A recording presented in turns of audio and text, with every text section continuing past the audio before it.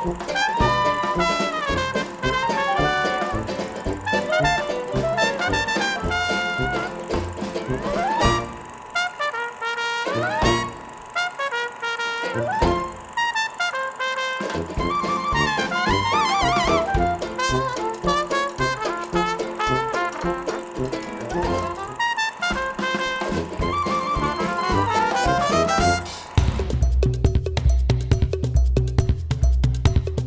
tahanan ng makukulay at mga laging nakangiting maskara.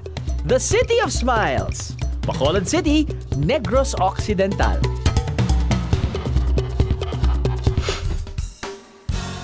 Kahit hindi nataon sa Maskara Festival ang ating pagbisita, hindi tayo maubusan ng reasons to smile. Saan katutakang sweets dito?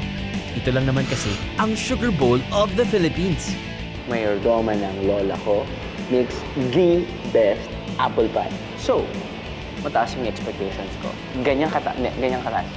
Sige pa kayo, yan, ganyan kataas. Meron ding todong murang food trip with fresh seafoods. Malalaman mo kung fresh talaga yung hipon, di mo? Ano mo? Ganun lang, oh. At ang signature dish dito, ang original, super juicy na chicken inasal. And there's a great reason why nandito pa rin sila ngayon. After how many years? Blast from the past naman ang trip sa mga bahay na mas matanda pa sa lolo't lola nyo.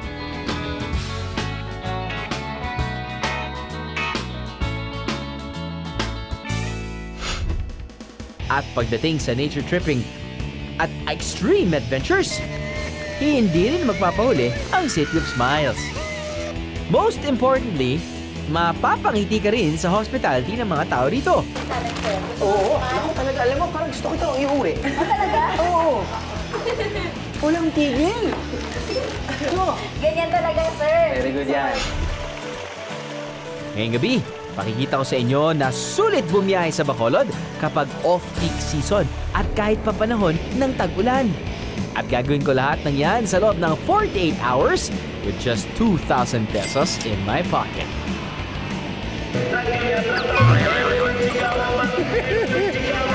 Ano? Sama ka sa biyahe ko? Kasama ang aming official airline partner na Cebu Pacific,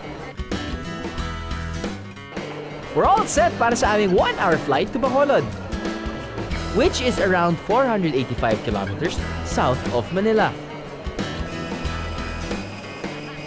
Ngayong panahon ng tag-ulan, planuhin ng mabuti ang inyong biyahe. Always check the weather para sakaling umuulan, nakahanda kayo. Medyo inabot na kami ng dilim pagdating namin sa Bacolod. Kaya naman ang first order of business, masarap at murang hapunan. Oy, hindi tayo ngayon sa tawag nilang Old Pala-Pala. Palengke, wet market. Nagbibenta ng iba't ibang klaseng seafood. Sakto dahil malapit na mag-alas 7, malapit na mag-dinner. Now, ito parang dampa. Kung saan, bibili ka dito ng anong gusto mong ipaluto. Correct. Doon lang yun sa kabila. So ngayon, pipili ngayon ako kung ano magiging hapunan ko. Sa Tulahan, sa Kalanaan, the best ang Pala-Pala. Ngayong gabi dumadating, binibili nila pag maluto na. Marami kasing yung mga seafoods dito eh. Yung ito, binibenta dito kasi pakaluto lang dyan. Ano po bang the best nyo, ma'am? Pang isang tao lang. Isang tao lang? Oo. Talakitok. Isang slice. Slice. 70 lang. 70. Isang slice niyan. Yan, pwedeng i-grill na yan? O, yan, pwedeng i-grill. Oo, sisling. Magtatanong-tanong muna sa iba't ibang stalls bago ka bumili para makuha ang best bargain. Siyempre, tiga Manila kami, no? Ano po ba yung specialty ng Bacolod pagdating sa seafood? Hipon. Hipon. Magkano po yan? 1/4 kilo. 70. 70. Kuya, magkano naman po yung mga malalaking isda nyo? Diyan sa 280 per kilo, sir. Ano bang mga pangalan ng isda na yan? Talakitok, maya-maya, lapu-lapu, Barakuda. Hipon. Magkano yung 1/4 mo dyan? Ito is 85 1/4. 85. Binibenta na ako doon ng 70. Alam, hindi pa ako nakatikim ng barakuda eh. Magkano yan? Balik-balik ka mo ko dito. Ganon? Oo. Magkano yan? Ato 40 isang kilo. Pag 1/4? 1/4. 70. 60 lang. 60 lang. Ang budget ko para sa hapunan, 200 pesos lang. Kaya tuloy parang ang hirap magdesisyon sa dami ng pagpipilian. Di pa, no? So magkano yan? 1/4? 85. 85. Yan, 60. Bali 135. 135. Lahat. Magkano yung pusit? 180. 45 yung 1/4. Ayos. Okay, thank you, Salamat ah. ah. Okay, last stop, gulay. Pang isang tao lang. Isang tao? At 10 piso na lang natira sa akin. Pati siya natawa. Okay lang. Sitaw? Sitaw. Okay. Talong. Talong, kakasya po yan sa 10 piso. Maliit lang. Pati... Yun, kangkong. Ito, kasya na to. Kasya na po yan? Yeah. Yes! Bigyan na lang to. Salamat po. You're welcome. Yun. Wow. Yan. Yan. Ayos. Salamat po. Thank you. So, bakit ka pupunta dyan? Punta na tayo doon. Ipaluto na natin to. Dito kasi sa Palapala, palagi kami dito kumakain kasi masarap. Kahit saan yung piliin nila masarap. Dito mas masarap. Ito yung pinakamasarap. Ito yung challenge.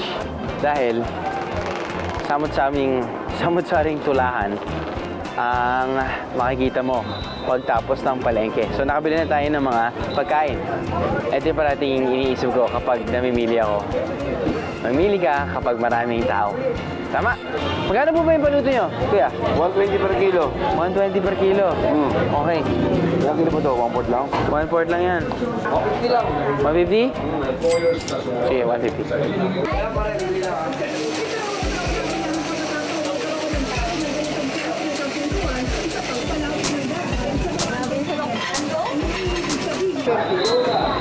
Teka, mukhang nagkamali yata ako. Parang marami yata akong nabili. So, ang total gastos ko dito ay 200 pesos galing palengke, 150 pesos paluto. So, that's 350 pesos. Actually, for one, that's quite a lot. It's actually good for 4 or 3. Subukan natin. Meron kang sinigang, meron kang calamares, at meron kang inihaw na barakuda.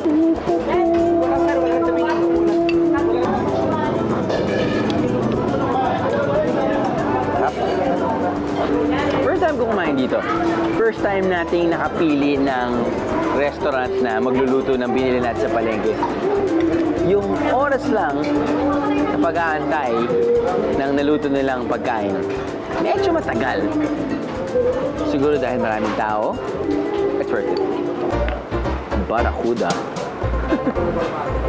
Barakuda.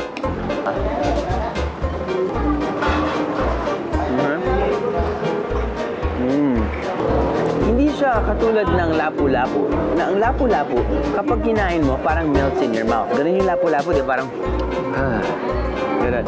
Ito, kailangan may effort kang mag-chew. Pero, masarap yung timpla niya. I mean, it's worth a try. It's my first time.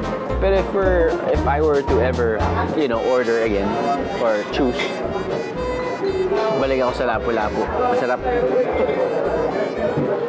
Ito pang safety lang naman talaga to eh. I mean, anything fried is good anyway. Yun, no? Malalaman mo kung fresh talaga yung hipon, di mo? Alam mo? Ganun lang, oh. Effortless ang pagtanggal ng balat. Masarap yung timpla ng sinigang nila.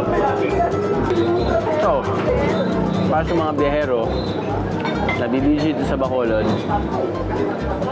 hindi lang po manok ang pwede nyo kainin. Okay? Iba pa rin yung fresh seafood na galing dito sa dagat. Mura, masarap, malutong. Yan, oh. Yan, oh. Oh. Oh.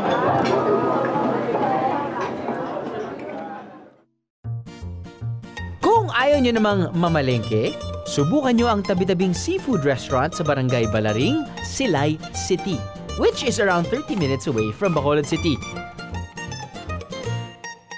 Dito, ang budget ay naglalaro sa 200 pesos per person.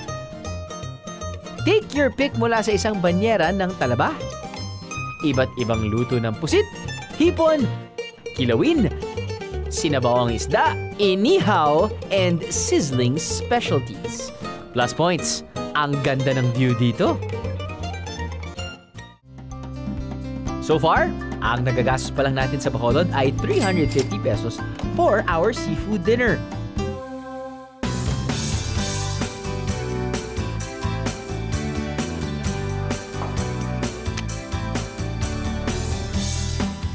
Good morning, Bacolod City! Hashtag just woke up, Windsor bed, no makeup, selfie! Ayos! Sarap ng tulog ko. Komportable ang kama. Nice room. Sino ba naman ang hindi matutuwa? Yung hotel room ko, nakuha ko for 688 pesos per night lang. At kapareho daw sa pagbili ng ticket sa eroplano ang style ng room reservations dito. The earlier you book, the cheaper the room. Ayos! TV. Ano kaya balita? Hashtag about to hilamos. Chillax. Steady lang. Selfie. Kung budget room sa pag-uusapan, marami niyan dito sa Bacolod City. Tulad na lang ng Sweet City Capital Hostel na pagmamay-ari at pinapatakbo ng local government ng Bacolod. Meron non-air-conditioned o common room for 100 pesos per person lang. Yun nga lang, common din ang banyo na makikita sa hallway. Pero kung gusto mo ng mga kwartong may pribadong banyo, meron din namang air-conditioned dorm type room for 200 pesos per person at private rooms na 600 pesos per person. And the best part is, nasa likod lang ito ng Bacolod Parks and Lagoon na nasa sentro ng syudad.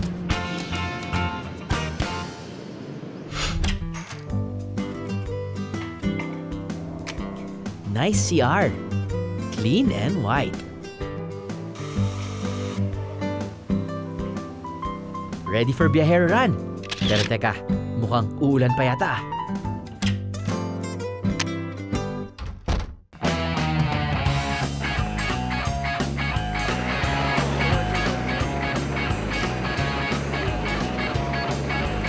This time, tatakbo tayo mula Bacolod City hanggang Silay City.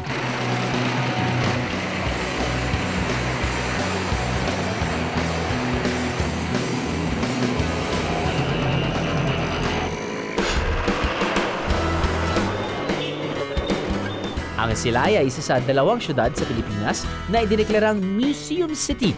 Ang isa ay ang Vegan City sa Ilocos Sur. Tinawag itong Paris of Negros at ito rin ang kanilang cultural and intellectual hub. Makikita rito ang mahigit sa 30 heritage houses na nakatayo noon pang panahon ng mga Kastila. Halimbawa na lang ang Balay Negrense na itinayo pa noong 1897. Ito ang tahanan ng pamilya Gaston, isa sa mga pamilyang nanguna sa pagtatanim ng tubo o sugarcane sa rehiyon. Free-flowing ang pasok ng hangin dahil bukod sa naglalakihang bintana, may maliit na bintana o tinatawag na ventanilla sa ilalim.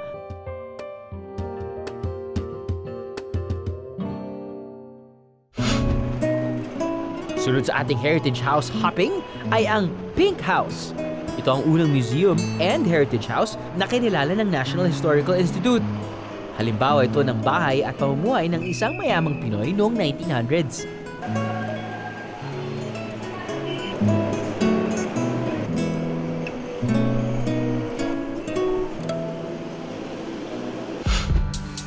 Hindi lahat ng heritage house ay museum lang. Katunayan, ang sunod nating sisilipin, may nakatira pa. Akalain mo yun? Ito ang Hofilenya Museum. This house is the first house in Silay to be open to the public. It was open to the public 30 years before the next house did likewise. When I left the country, that's when the government found that art promotion is good for the province. They formed committees, they appointed people to head, and that's how the other museums opened.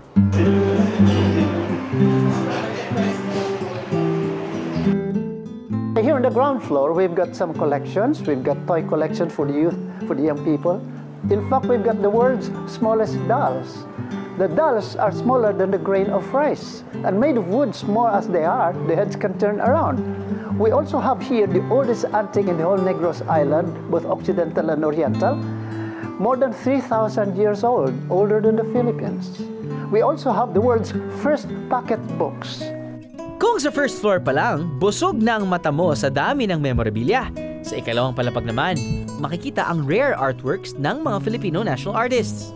This is by Juan Luna. And the one below here, this is a drawing by Jose Rizal. He made this when he was only 15 years old. His homework in the Ateneo.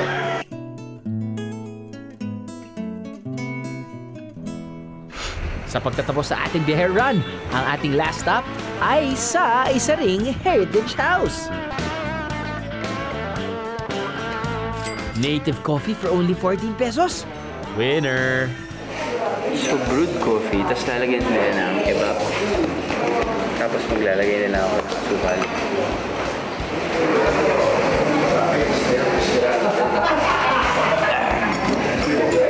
Ayos. Kape, may kebab, may asukal. Pwede rin umorder ng mga kakaning ka-partner ng kape tulad ng butong o suman sa gata, ibos at puto. Kakanin, o well, sa atin tawag suman. Tapos nun, skumado. Pwede.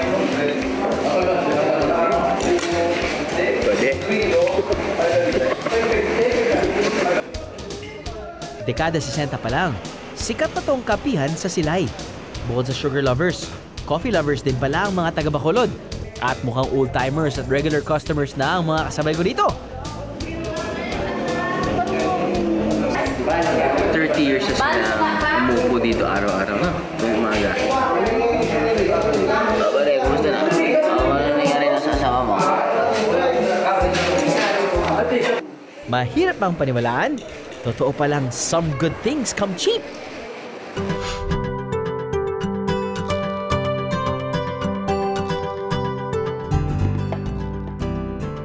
At total, nandito na rin lang tayo sa Silay.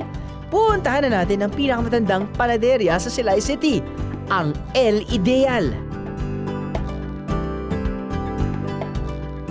Nagsimula ito sa grandfather ko. Nagbe-bake siya, lumuluto, kasi yan ang hobby niya. Tapos pagawa ng bakery dito. Yung mother ko naman ang nag-umpisa ng refreshment. Matagal na kami dito. I think kami ang pinakalumang bakery dito na nag-i-exist hanggang ngayon. Tapos yung products namin, nami-maintain namin yung mga lumang products namin, gaya ng mga traditional cookies, mga lumang recipes ng cookies. Tapos dinagdagan namin ng mga bago. Pero ang pinunta natin dito ay ang apple pie version ng Pilipinas. Ang nag-iisang Go Apple Pie. Para sa mga matagal lang hindi nakapunta sa Bacolod or first time pala nakapunta sa Bacolod, yung airport ng Bacolod ay nasa Silay na. Kung dadaanan mo yung Silay, kailangan dumaan kayo dito sa restaurant na to. Ito yung tinatawag na El Ideal. At ang mabenta dito ay ang... Mali, dito. Ito yung famous sa kanila dito. Ito yung tinatawag na Guava Apple Pie. Gusto kong subukan kasi never ko pa nasubukan to eh. I think. Or if ever nasubukan ko na, nakalimutan ko ng lasa. Yung mayordoma ng lola ko makes the best apple pie. Manang Mary's apple pie. So, mataas yung expectations ko. Ganyan kataas. Sige pa, kaya mo yan. Yan, ganyan kataas. Baba muna tayo dito. Yan. Gusto ko malaman kung anong pinagkaiba nito.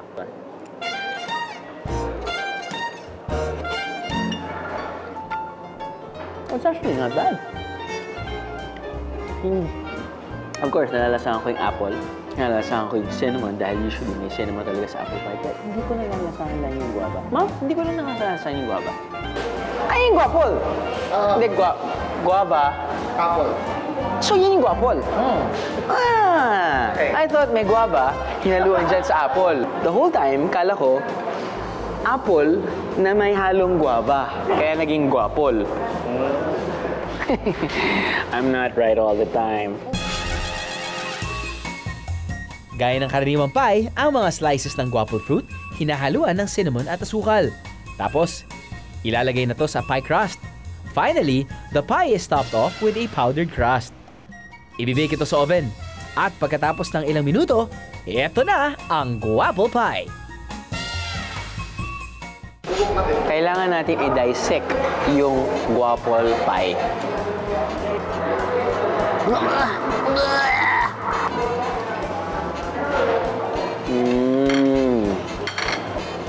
The crunch is that of an apple pie's crunch. And yeah, pretty much. Kung ang hanap mo naman ay mas traditional na cakes and pastries, meron din yan sa Kalea Pastries and Coffee sa Bacolod City. Sa dami ng pagpipilian, tiyak, mahanap mo ang favorite mo. Prices start at 70 pesos per cake slice. For healthier food options naman, dito sa Maze Organic Garden and Restaurant kayo pumunta. Makikita sa palibot ang vegetable gardens. Must try ang kanilang malunggay tropical twist shake.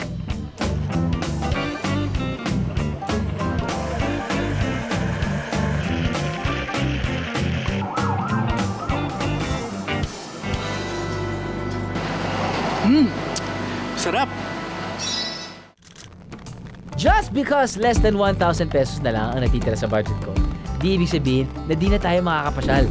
Ngayon naman, lalabas tayo ng Metro Bacolod para bisitahin ang Murcia, isang bayan a little over 23 kilometers away from the city. Ang ating destinasyon, ang Mambucal Mountain Resort. Kung feel nyo na ang nature and eco-adventure tripping, this is the place to be mga biheros. Take it from me. Ang resort na to ay 1,200 feet above sea level. Kaya naman perfect for sightseeing. Isa sa mga atraksyon ng lugar ay ang trekking adventure papunta sa pinagmamalaki nilang 7 waterfalls. Ano nga ba ang meron sa 7 waterfalls? There's only one way to find out. Dito may malapit pa na sir, sir, na bat watching area. Opo. Yung Golden Crown, yun ang isa siya, oh. Ito. Yun ang pinakamabigat na fruit bats. Maganda dito. Kahit na maaraw, hindi rin ganun kainit dahil may shade, no? Oh, dahil sa mga punong halaman. Puno, no? Puno. Okay, dito sa pupuntahan natin first waterfall. Mga 10-15 minute trek lang, or actually walk eh. So, pwede sa buong pamilya, kahit dinala niyo yung mga bata dahil hindi naman sobrang materik. Now, bawal magdala ng pagkain. Pwede magdala ng tubig. Kung gusto nyong maakyat lahat ng 7 waterfalls, ihanda ang mga sarili sa mas mahabang paglalakad at depende sa bilis ng lakad nyo, maglaan din ng ilang oras at saan damakmak na resistensya at pasensya para marating lahat na to. Yung mga tao ba yung mga turista, pwede silang mga isda. Pwede, pero Pwede rin. bawal maligo. Kasi pag maraming tao, may mahuhulog ng mga bato, maraming aksidente yun. Pero gusto kong malaman kung gaano kalamig yung tubig.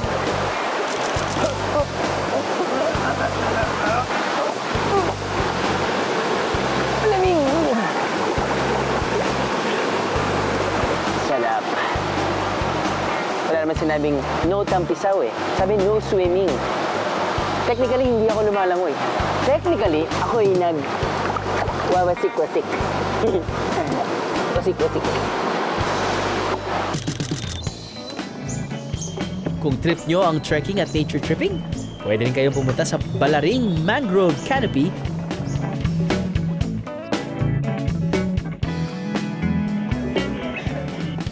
Sa umpisa, parang hindi naman mangrove forest ang pupuntahan mo dahil mga eskinita sa pagitan ng mga bahay ang daanan. Pero konting lakad pa, bigla na lang tatambad sa'yo ang mangrove forest.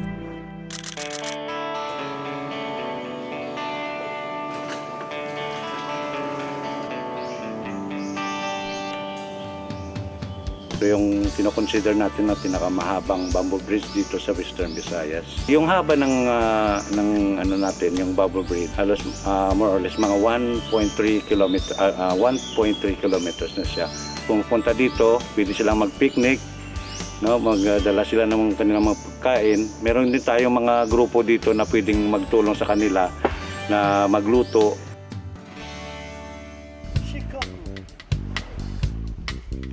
Nalaman ko na ito pala ay isang proyekto ng sinusulong ng mga Hapon at mga Negrense. Nagpapatuloy ang proyekto hanggang ngayon. Sa katunayan, aktibo ang komunidad sa pagtatanim ng mga bagong puno. O astig, di ba? Okay, kuya, fight! Matapos ang trekking ko sa Mambuhal, time for some adrenaline-pumping adventure!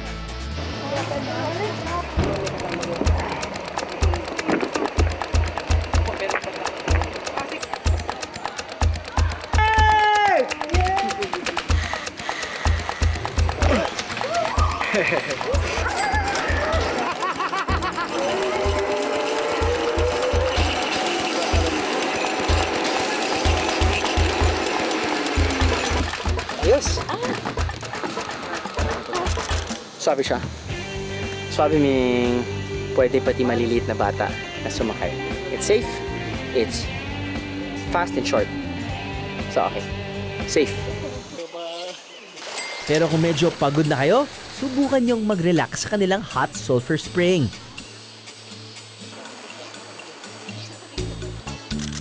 Or pwede niyo ring abangan ang paggising ng fruit bats. Ano ba yun? Nangangagat ba ng mga tao yan? Prutas Hindi lang. naman. Prutas lang. Pero laki, no? Yung the largest, abot siya ng more than 1 meter. More than 1 meter. Hindi ba kinakain yan? Pwede, pero pinabawal na. Masarap ba yan? Natikman mo na? Oo, masarap.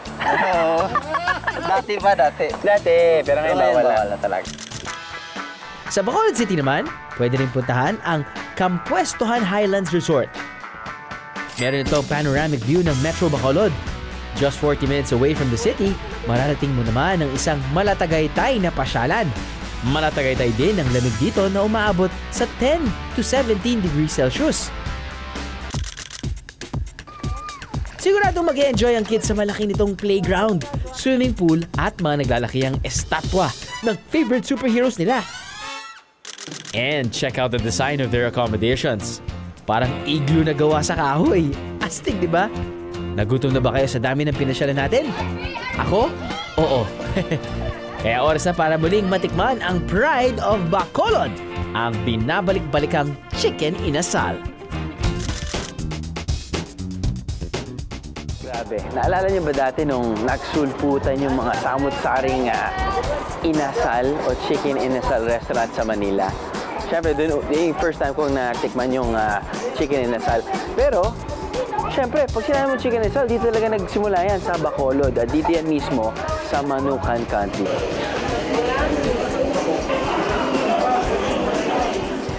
Mula pecho o breast, paa o drumstick, isol o puwet, pakpak, atay at balun-balunan, ikaw na ang mamili kung anong parte ng manok ang gusto mo. Hello po. Kilala kita, sir. Ay, nako. Lagi kong pinapanood yung mga variety mo. Salamat po. Isang pecho. Isang pecho, pati isang paa. Okay. Okay? Isa lang naman yung luto yun, no? Dito po sa Idas, iba din pong lasa. Iba yung timpla. Yung ginagamit dito, yung mga original. So ngayon, yung ginagawa namin, mula noon hanggang ngayon, yung pa rin. timpla niya, Ganun pa rin. Ayos.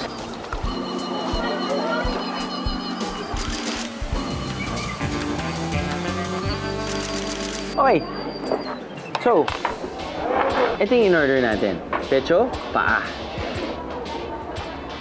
Siyempre, kakain ka ng inasal, kailangan may kanin. Now, dalawang klaseng kanin na sa harapan ko. Isa, yung garlic rice na nilagyan na nila ng chicken oil. Posibleng hindi mo pwedeng kainin ng chicken mesal kung walang chicken oil. Hindi talaga nagpapasarap eh. Lasa. Pero, kung gusto mo naman ng plain rice, wala problema. Soy sauce. Ito tawag ko dito pinakurat eh. Pero dito, tawag ay sinamak. At makamatayang kalamansi. Now, asan yung kubyertos? Walang kubyertos! Kaya ako naglinis ng linis ng kamay dahil magkakamay tayo.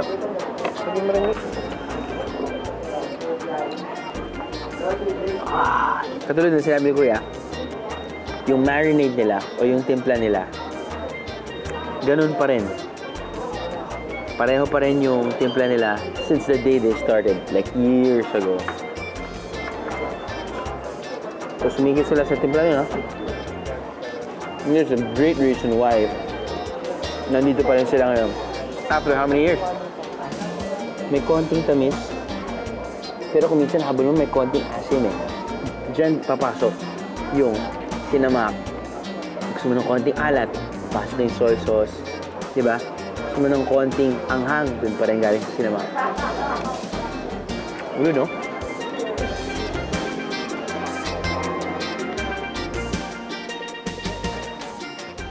Namit Gid!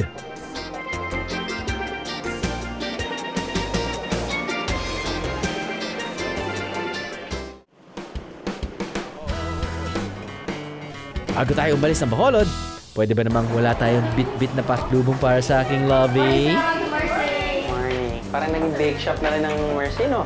Sir, gusto mo lang na Koreanis natin, sir? Yes, sir. Yan, sigurado. Kukuha ko niya. Paborito ko talaga yan eh. Gusto mo, sir. Saan sir meron dito? Sinong kakausapin ko? Dalawa kayo eh. Hindi ko alam eh. Ito, sir. Meron po kaming piyaya. Piyaya. Piyaya. Tatlo po itong flavor. Meron kami caramel, mango, at saka oat. Ito ito. 39 pesos. 39 pesos. Pag may travel ticket po kayo, sir, may discount po kayo 10%. Ganon? Oo. Eh, paano na kapag online booking? Pwede po yun. Pwede rin? Mas makita lang po namin yung confirmation number. Really? 10% discount po yun. Sa Ayos. Mercy product. 10% kagad. Sige. Tingnan ako ng butterscotch. Sure. Up. Pati yung mango piyaya, okay na yun. Oo, Thank you. piyaya.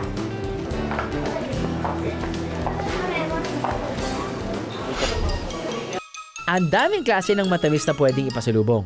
Pero ang kakaiba raw dito ay ang mango piyaya. Paano nga kaya ginagawa ang isang piyaya? Alamin nga natin ang sikreto nila.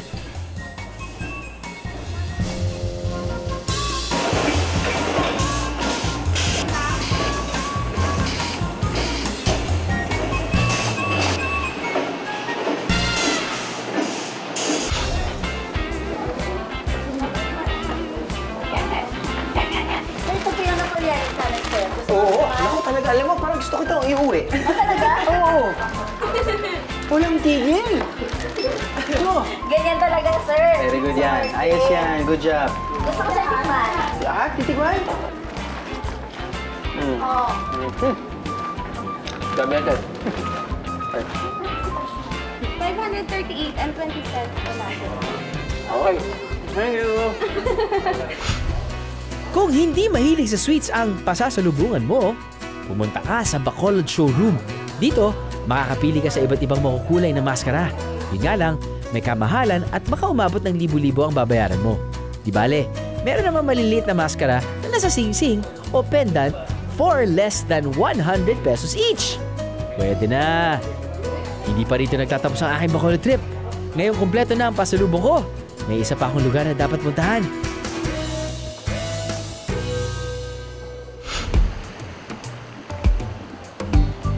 Ito ang tinatawag nilang The Ruins dito sa Talisay City. Kung titingnan mo sa labas, hindi mo akalaing may laman pa pala ito sa loob.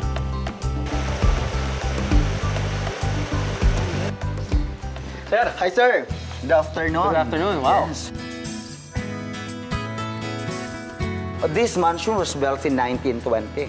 Aha. So kung bibilangin natin, this is already a 93 years old mansion. Okay. So, but then outside in 1942, that's an early part of World War II, when the USAP arrived here, or United States Armed Forces in the Far East, their instructions that time that okay, sunugin daw lahat ng bahay na pwedeng magamit ng mga Hapon. to? Parang restaurant at tourist destination. Yes, of course. Nag-start i-develop yung place last May of 2007. Inopen na siya sa public as tourist attraction. Every weekend po, naglalagay po tayo ng mga live na nagpa-pianist and live singer to entertain. Ganda nga ng boses. Yes, so maganda. We have 2 restaurants here. The one, they serves Mediterranean and the other is an authentic Italian food. So later, I think matitikman nyo yung mga foods na yon. Okay, siguro yung mga taong nagpapakasal dito, di ba? Yes, we accommodate all occasions except Boreal, of course. Wedding, debut, anniversary. So pwede dito. Right. Yes. So, nagsasabi ka ba ng no? Kasi yes lang talaga na sinasabi mo. Yes, nagno-no ako minsan. Nagno-no ka Pag minsan. nagno-no ako, sila naman yung nag-yes. Yan. Sa dikta ng Very gano'n. good, very Kailangan good. gano'n. Ayos. Pero tingnan mo naman yung improvement ng lugar, di ba? Oo. Compare sa dati na puro tubuhan lang siya. Oo. Bago kasi ito din-develop as tourist attraction, abandoned lang siya for 67 years eh.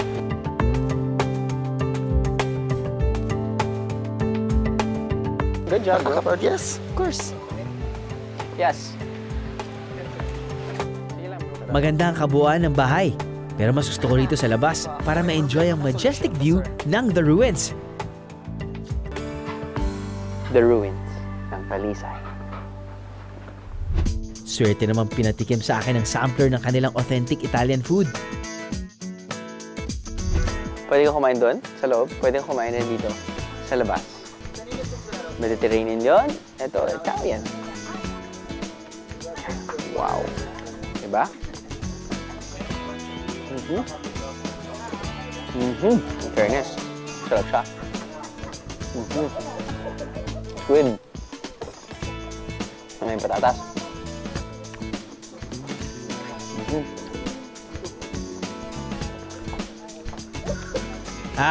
What a beautiful scenery to cap a 48-hour Bacolod trip.